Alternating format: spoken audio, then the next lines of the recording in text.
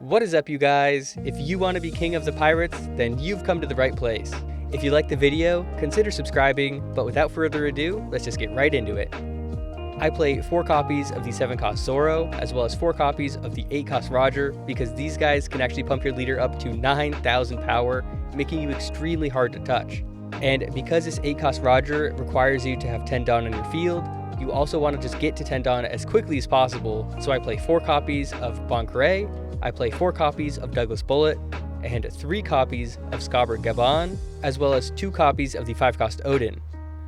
Buggy is also really nice, so I play him at 4 copies, and for some other 2K counters, I play 4 copies of Nikumamushi, as well as 4 copies of the 6-cost Uda. Once you get to 10 Dawn, you can start putting massive pressure on your opponent, both with your leader and your big character cards, so I play 2 copies of Rayleigh because he's Rush and can rest one of your opponent's characters. I also play 4 copies of the 10-cost Shanks. I really like this guy because he goes hand in hand with your leader's gimmick of making it really hard to attack your life, so he lowers all of your opponent's characters by 1,000 power, making it that much harder for your opponent to get over the threshold. And for one more rush card, I play 1 copy of the 10-cost Roger because not only is he searchable in this deck, he also can just really cleanly finish off games. I play 4 copies of Shanks to search, as well as 2 copies of Divine Departure, and 4 copies of the 1-cost event.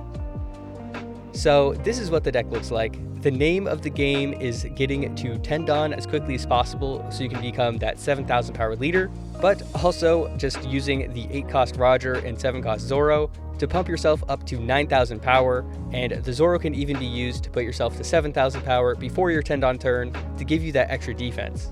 This deck definitely has a slow start, and some faster decks can take advantage of that, so that's why we play so many cards that end up ramping your Dawn for you, so you can get to 10 Dawn as quickly as possible.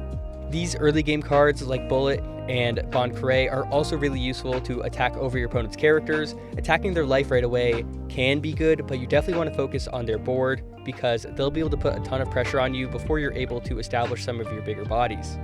That's why I like the 10-cost Shank so much, because he really helps you stabilize once you get to 10 Dawn, making it much harder for your opponent to do anything with their characters, since not only can he just whack one of them and get them off the field, throwing a second one down basically dooms your opponent's characters and makes it extremely hard for them to start hitting your life.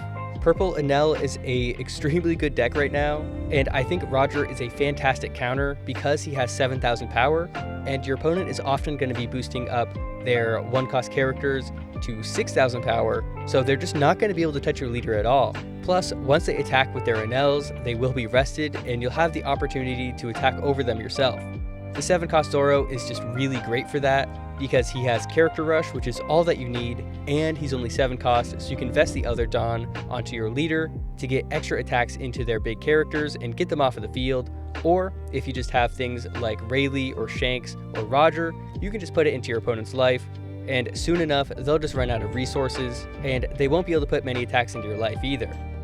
I really like Divine Departure because he does make your life a lot easier if your opponent has higher powered characters like Purple Enel, because you can just use 5 of your Dawn to lower him to 2,000 power, so you're able to really easily get over their characters once they attack. I find that I don't really mind going first or going second. Often going second makes a little bit more sense because you can usually put down 2 Dawn gaining characters, so you are able to hit 10 Dawn a whole turn earlier. But going first isn't that bad either, because you still are able to get to 10 Dawn during what would be your 9 Dawn turn, so I would definitely just consider what your opponent wants to go and choose that instead. Like for instance, I mentioned Purple Enel, you definitely want to choose to go first to deny them being able to go first themselves. For being the king of the pirates, I think people severely underrate Roger. He's a fantastic deck into this format and has been used several times to win the OPTCG weekly tournament that I host. So if you want to play this list, I left a link in the description below. And if you want to play in that tournament, go ahead and join our Discord. I host it every single week. It is completely free to join, and it's just a ton of fun to play in. We play on duelvoyager.com. It is by far my favorite place to play One Piece online. It has so many more features than the other sim. You're able to save and share replays, spectate live matches, and even unlock alt arts like this Roger that I have here. So if you want to check that out, that's also in the description. But anyways, if you're still here, you're the best, and I'll see you guys next time.